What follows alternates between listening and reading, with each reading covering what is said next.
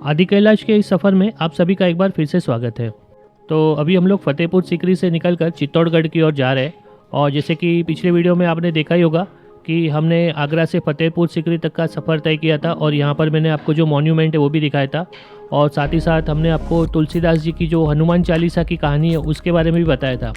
तो यदि आपने मेरा पिछला एपिसोड नहीं देखा है तो उसे आप ज़रूर चेकआउट कीजिएगा। तो चलिए आज का सफ़र शुरू करते हैं।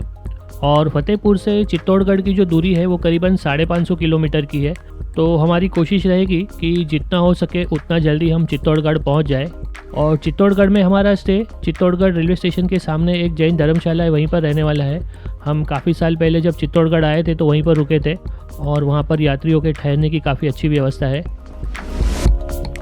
और मुश्किल से करीबन 100 किलोमीटर का सफ़र तय किया होगा और हमने देखा कि मौसम एकदम से बदल गया था।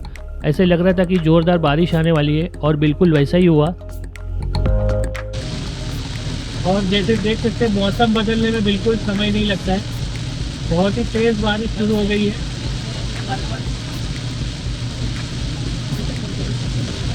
आगे की विजिबिलिटी भी कम हो चुकी है।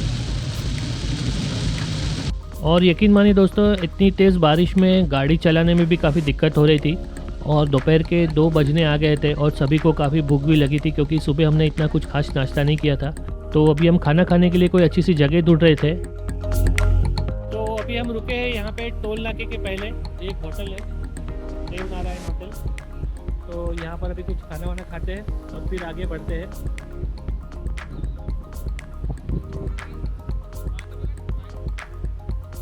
और हाईवे पे हम इसी तरह के ढाबे पर खाना पसंद करते हैं क्योंकि ऐसे ढाबे पर जो खाने की चीज़ें हैं वो ज़्यादातर फ्रेश मिलती है। जो भी आप ऑर्डर दो आपको फ्रेश बनाकर ही सर्व किया जाता है। तो चलिए देखते हैं यहाँ पर अभी क्या मिल रहा है। ये सेब भाजी, सेब टमाटर, बेसन होता है, टमाटर चटनी, करी पालक है, दाल पालक है, पुदीना मसाला। और इन रोड साइड ढाबों में से भी जो ये देव नारायण होटल या ढाबे होते हैं ना, वहाँ पर आप खाना ज़रूर से ट्राई कीजिएगा। क्योंकि जब हम लोग लद्दाख गए थे तभी भी हमने कोटपुतली के पास में एक ऐसे ही ढाबे में खाना खाया था और यकीन मानिए दोस्तों यहाँ पे खाना बहुत ही टेस्टी होता है। और यहाँ पर हमने सेव टमाटर की सब्ज़ी, गट्टे की सब्ज़ी और दाल फ्राई मंगाया है। और उसी के साथ हमने मंगाई है गर्मा गर्म तवा रोटी। तो चलिए यहाँ का खाना भी टेस्ट करते हैं और देखते हैं कि यहाँ का खाना कैसा है। और खाना कैसा है? अच्छा है। और यहाँ पे इनकी और एक स्पेशलिटी है जिसका नाम है मलाई रोटी। तो वो भी हमने मंगाई थी, जिसपे एक रोटी पर पूरा जो फ्रेश क्रीम होता है वो लगा कर देते हैं। कॉल भाई, टेस्ट कैसा है? बहुत बढ़िया, सुपर। और वाकई में दोस्तों यहाँ पर खाना खा के तो मज़ा ही आ गया था। और आप यकीन नहीं मानेंगे, हम लोग सब ने भरपेट खाना खाया और हमारा बिल यहाँ पे आया था सिर्फ 785 रुपीज़। तो यही फ़ायदा है दोस्तों ऐसे रोड साइड ढाबों का, यहाँ पे आपको फ्रेश खाना। और ख़ास करके अगर आपको देवनारायण होटल कहीं भी दिखाई दे तो आप ज़रूर से ट्राई कीजिएगा, आपको वहाँ पे डेफिनेटली मज़ा आएगा। तो चलिए हमारे सफ़र पर आगे बढ़ते हैं। और जो हिसाब से बारिश चालू है वो देख के ऐसा लग नहीं रहा है कि अंधेरा होने से पहले हम लोग चित्तौड़गढ़ पहुँच जाएंगे, क्योंकि अभी चित्तौड़गढ़ काफ़ी दूर है और अभी आप देख सकते हो अंधेरा हो चुका है।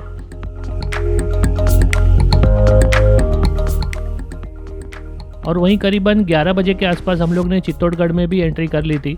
वैसे तो मैं नाइट ड्राइविंग प्रीफर नहीं करता, लेकिन अभी बारिश की वजह से हमें काफ़ी देर हो गई थी।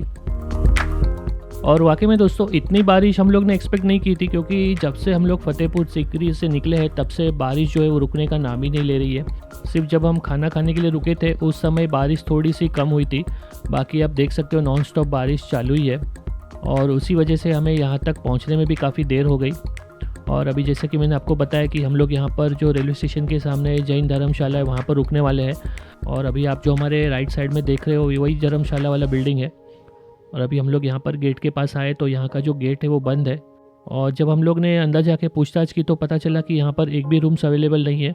दरअसल पहले हमने यहाँ पर फ़ोन किया था, लेकिन कुछ मिसअंडरस्टैंडिंग हो गई और उन्होंने हमारा बुकिंग कैंसिल कर दिया था। तो अभी मजबूरन हमें दूसरी जगह पर रूम लेना पड़ा। तो ये कुछ आज का नज़ारा है चित्तौड़गढ़ का। अभी भी बारिश ही चालू है और ये होटल है जहाँ पे हम कल रात को रुके थे।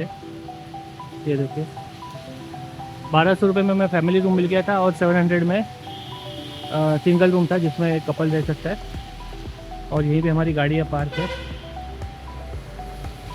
और ये देखिए यहाँ पे हर जगह पे पानी भरा हुआ है और बरसात चालू ही है।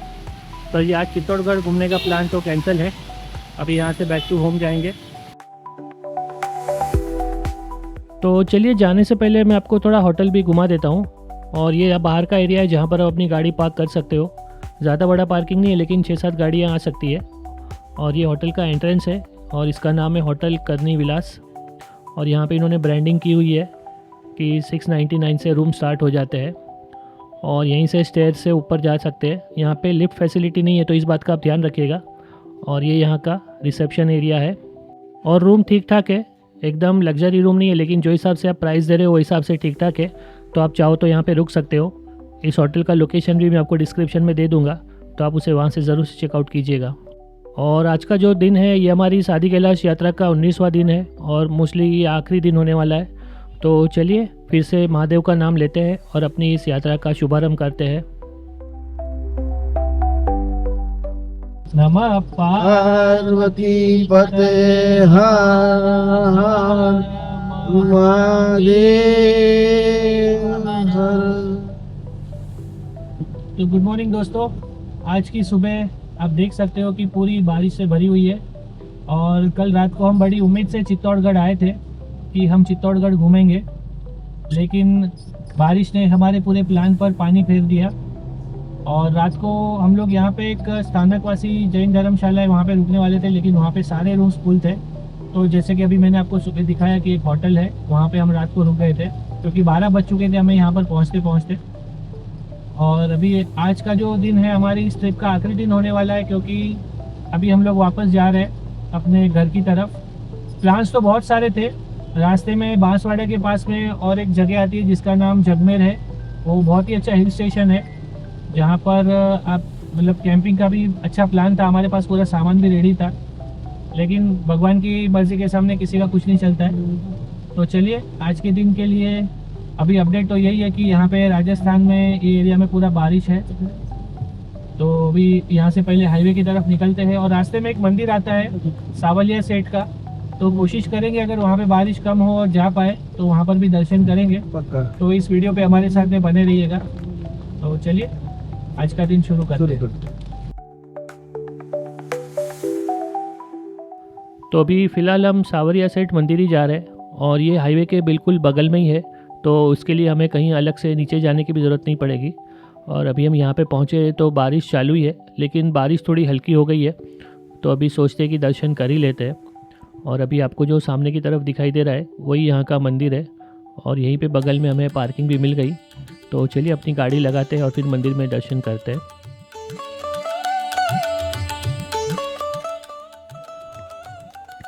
तो ये मंदिर परिसर है और आप देख सकते हो बिल्कुल हाईवे के सामने ही है और ये छोटा सा मंदिर है।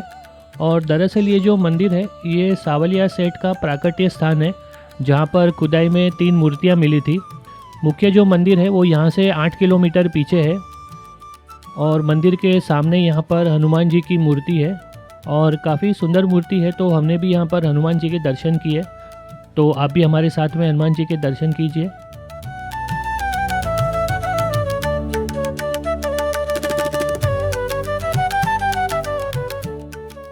हनुमान जी के दर्शन करके अब समय था श्री सावलिया सेठ के दर्शनों का, तो उसके लिए आपको यहाँ पर थोड़ी सी सीढ़ियाँ चढ़नी पड़ेगी।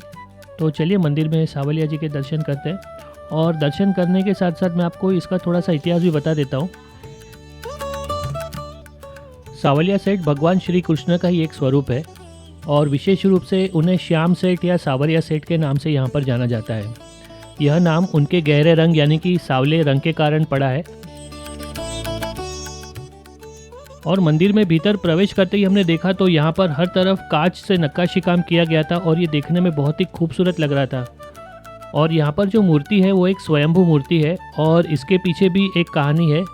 और ये कहानी हमें लेके जाती है सन 1840 में, जब ही छापरा करके एक गांव में भोलाराम गुर्जर नाम का एक युवक था, जिसे रात में एक दिव्य सपना आता है जिसमें उसे ज़मीन में दबी हुई मूर्तियाँ दिखाई देती है। और जब उस स्थान पर जाकर वो खुदाई करता है तो वहाँ से उसे 3 दिव्य मूर्तियाँ मिलती है और तीनों को अलग अलग स्थानों पर स्थापित किया जाता है। अभी जिस जगह पर हम दर्शन कर रहे हैं ये यहाँ का मुख्य प्राकट्य स्थान है जहाँ से वो मूर्तियाँ मिली थी। तो एक मूर्ति की स्थापना यहाँ पे होती है और दूसरी मूर्ति जो है वो बादसोड़ा करके गांव में स्थापित की जाती है और तीसरी मूर्ति मंडफिया करके गांव है वहाँ पर स्थापित की जाती है। और मंडफिया का मंदिर यहाँ से 8 किलोमीटर दूरी पर ही स्थित है और उसे आज सावलिया सेठ का मुख्य मंदिर भी माना जाता है। सावलिया सेठ को यहाँ पर बहुत ही चमत्कारी माना जाता है। मान्यता है कि वे अपने भक्तों को धन धान्य से भर देते हैं और व्यापार में समृद्धि और सफलता भी देते हैं। और यही कारण है कि कई लोग उन्हें अपना बिजनेस पार्टनर भी बनाते हैं और अपने मुनाफे का हिस्सा भी यहाँ पर मंदिर में अर्पित करते हैं। दूसरे मंदिर जाने की हमारी इच्छा तो थी, लेकिन बारिश काफ़ी थी, तो उस वजह से हमने वहाँ पर जाने का प्लान कैंसिल कर दिया। और यदि आप भी चित्तौड़गढ़ आ रहे हो तो आप यहाँ पर दर्शन करना मत भूलिएगा। सामने आपको हाईवे दिखाई दे रहा होगा और हाईवे के बिल्कुल सामने ये मंदिर स्थित है। और जहाँ पर हमने हमारी गाड़ी पार्क की थी वहीं पर इनका सावलिया धाम फैमिली रूम, हॉल और डॉर्मेट्री भी था, लेकिन अभी फ़िलहाल ये बंद लग रहा था, तो अभी पता नहीं यहाँ पर यात्रियों के ठहरने की व्यवस्था है या नहीं। और वहीं पे बगल में एक रेस्टोरेंट दिखाई दे रहा था, तो अभी हम लोग वहाँ पर थोड़ा सा चाय नाश्ता करते हैं। और यहाँ पर आए तो पता चला ज़्यादा कुछ नाश्ता है नहीं, सिर्फ पोहा बन रहा था, तो हमने यहाँ पर सिर्फ चाय, कॉफ़ी और बिस्किट ही खा लिए और फिर सोचा कि रास्ते में कहीं रुककर नाश्ता करेंगे। तो दोस्तों, बारिश के बावजूद भी आज हमारे सावलिया सेठ के काफ़ी अच्छे दर्शन हो गए। ऊपर वाले की कृपा थी कि शांति से दर्शन हो गए और वहाँ पे हम लोग ने थोड़ा सा नाश्ता भी कर लिया है। और जैसे कि आने के टाइम पे हमारी किस्मत अच्छी थी कि हमने शामला जी के दर्शन किए थे ट्रिप की शुरुआत में, वैसे ही अभी जाने के टाइम पे सावलिया सेठ के दर्शन हो गए। तो जो ट्रिप का आरंभ था और अंत था वो दोनों भगवान के नाम से हुआ है। और अभी आप देख सकते हो बारिश अभी भी चालू ही है, तो और कहीं पे अभी कैंपिंग करने का कोई चांस नहीं है। तो ऑलमोस्ट ये जो हमारी ट्रिप है ये यहीं पे ख़त्म होती है। अभी इस ट्रिप के अंत में आपको इस पूरे ट्रिप का हम लोग बजट बताएंगे कि हमारा गाड़ी का खर्चा कितना हुआ, पेट्रोल का, रहने का, खाने का, पीने का, और हम जिस तरह से रहे हैं अगर आप उस तरह से जा सकते हो तो आप कितने रुपए में ये ट्रिप कर सकते हो। तो पर मेंबर वाइज हम लोग काउंट करके आपको बता देंगे कि या तो पर फैमिली वाइज कि किस तरह से हमने ये ट्रिप प्लान किया था। तो आपको भी अगर ये ट्रिप प्लान करना हो तो आपके लिए काफ़ी हेल्पफुल होगा। तो अभी तो फ़िलहाल के लिए और कोई चीज़ आपको अपडेट देनी बाकी नहीं है, लेकिन अगर रास्ते में से कुछ और नज़ारे या सरप्राइज़ मिला तो आपके साथ में ज़रूर शेयर करेंगे, वरना ऑफिशियली तो हम लोग ये ट्रिप यहीं पे ख़त्म कर रहे हैं। तो चलिए अभी घर पे बढ़ते हैं। अभी यहाँ से जो हमारा टाइम है गूगल मैप के हिसाब से 6.5 घंटा बता रहा है, तो हम लोग ऑलमोस्ट शाम तक घर पहुँच जाएंगे। तो चलिए बात कर लेते हैं उस टॉपिक की जिसका आप सभी को बेसब्री से इंतज़ार था, यानी कि हमारे इस पूरे ट्रिप के बजट की। तो इसमें मैं आपको बता दूं कि हम लोग 2 फैमिलीज इसमें ट्रैवल कर रहे हैं और हमारे टोटल 5 मेंबर्स हैं, तो हम लोग उसी हिसाब से डिवाइड करने वाले हैं। तो हमारा जो टोल का खर्चा है वो यहाँ पर 2840 रुपया हुआ है, और जो फ्यूल है वो हमने 29,000 का फिल करवाया था, और स्टे के पीछे हमारा 15,600 रुपीज़ का खर्चा हुआ है। और फूड और बाकी जो भी मिसलेनियस है जिसमें गाइड का चार्ज और हमारा पार्किंग का चार्ज भी आ गया, उसका हमने 28,000 पे किया था। तो कुल मिला के 75,440 हमारा खर्चा हुआ है 2 फैमिली का। और अगर पर पर्सन हम लोग डिवाइड करेंगे तो 15,088 रुपीज़ पर पर्सन ये कॉस्ट आता है। और वो भी मेरी XUV 500 ऑटोमेटिक के अंदर, जिसकी एवरेज जो है वो नॉर्मल 10 से 15 के बीच में रहती है। और ये सब इसीलिए पॉसिबल हो पाया क्योंकि ये जो ट्रिप थी ये कैंपिंग ट्रिप थी, और मैक्सिमम जगहों पर हमारा जो खर्चा होता है वो रहने के पीछे ही होता है। और यदि आप भी इस तरह की ट्रिप प्लान करना चाहो तो मेरी सीरीज़ को स्टार्टिंग से ज़रूर देखिएगा। और यदि आपके इस ट्रिप के प्लानिंग से संबंधित कोई भी डाउट हो तो आप हमें कमेंट करके पूछ सकते हो। और अभी दोपहर के 2 बजे है और जैसे कि आप देख सकते हो हमने राजस्थान बॉर्डर क्रॉस कर दी और अभी हम गुजरात में एंट्री कर रहे हैं। और अभी सबकी कुछ खाने की इच्छा हो रही थी क्योंकि सुबह नाश्ता किया था लेकिन इतना कुछ मज़ा नहीं आया, और हमने रिटर्न में भी ये मोडासा वाला ही रूट लिया था। तो उसी रूट पर ही एक होटल हमें दिखाई दिया, होटल सावरिया करके। अभी सुबह सावरिया सेठ के दर्शन भी हो गए और यहाँ पे खाने के लिए भी हम इसी होटल में आ गए, और काफ़ी नीट एंड क्लीन होटल लगा। तो चलिए यहाँ का खाना टेस्ट करते हैं और आपको भी मैं इसका रिव्यू देता हूँ। मयूर भाई, इनमें आखिरी होता है आज का आखिरी आज का आखिरी लंच, ट्रिप का आखिरी लंच। ट्रिप का आखिरी लंच।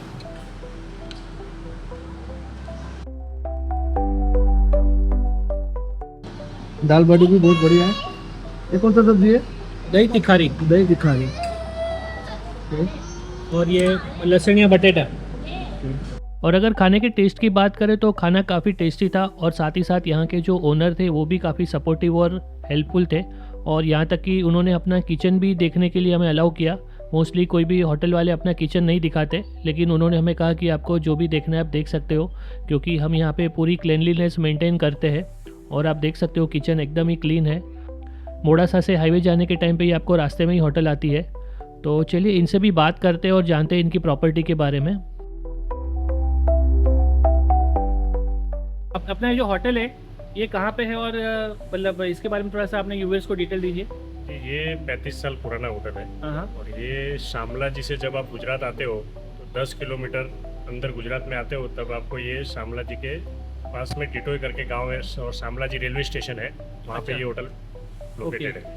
और अपने पे यहाँ पे क्या क्या वैरायटी और स्पेशलिटी कुछ है? यहाँ पे स्पेशलिटी में आपको दाल बाटी चूरमा मिलेगा, पंजाबी, काठियावाड़ी, गुजराती सब खाना बहुत बढ़िया बेहतरीन बनाते हैं हम। प्योर हर चीज़ प्योर यूज़ होता है, मिल्क बेस्ड पनीर यूज़ होता है और हाँ सब खाना सोयाबीन, फॉर्चून सोयाबीन में ही बनता है। ओके, कोई हमने भी जो यहाँ पे टेस्ट किया, मतलब खाना तो आपका बिल्कुल एक नंबर था और आपका किचन भी बहुत ही अच्छे से मेंटेन किया हुआ किचन है।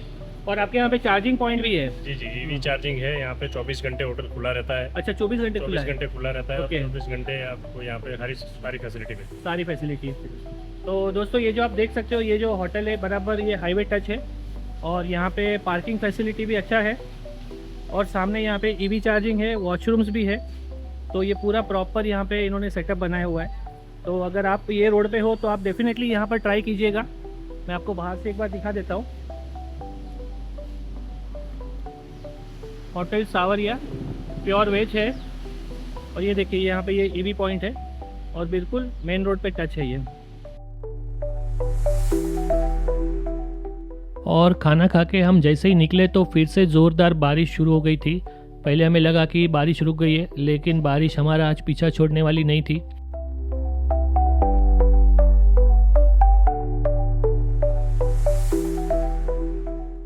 तो दोस्तों फाइनली महादेव की कृपा से हम अपने होम टाउन पहुँच चुके हैं और बिना किसी बाधा के हमारा ये सफ़र भी ख़त्म हो चुका है और अभी कुछ ही देर में हम सब अपने अपने घर को पहुँच जाएंगे। और वाकई में इन कुछ दिनों में बिल्कुल ऐसा एक फैमिली जैसा एटमॉस्फेयर बन चुका है और ज़िंदगी भर ये ट्रिप हमें याद रहने वाली है। और मुझे उम्मीद है आपको भी हमारे साथ में इस ट्रिप पर उतना ही मज़ा आया होगा। तो अभी जल्दी हम लोग और एक ट्रिप प्लान करने वाले हैं। अभी कौन सी जगह होगी ये अभी तक डिसाइड नहीं किया है, लेकिन जो भी होगा काफ़ी एक्साइटेड होगा और एडवेंचरस भी होगा। तो इसी तरह के मज़ेदार वीडियोस और ट्रिप्स देखने के लिए हमारे साथ में बने रहिएगा। तो उम्मीद है आपको ये पूरी सीरीज़ पसंद आई होगी और यदि पसंद आई हो तो हमारे इस वीडियोस को लाइक कीजिएगा, अपने दोस्तों के साथ में शेयर कीजिएगा। और अगर आपको इस पूरे ट्रिप के रिलेटेड कोई भी जानकारी चाहिए, आपको कोई भी हेल्प चाहिए तो आप हमें कमेंट करके ज़रूर से पूछिएगा। हम लोग हमेशा हेल्प करने के लिए तैयार होते हैं। तो चलिए दोस्तों, मिलते हैं हमारे अगली सीरीज़ में। और हाँ, हमारी चैनल को सब्सक्राइब करना मत भूलिएगा। तो बने रहिए हमारे साथ डिस्कवर इंडिया बाय रोड पर। धन्यवाद।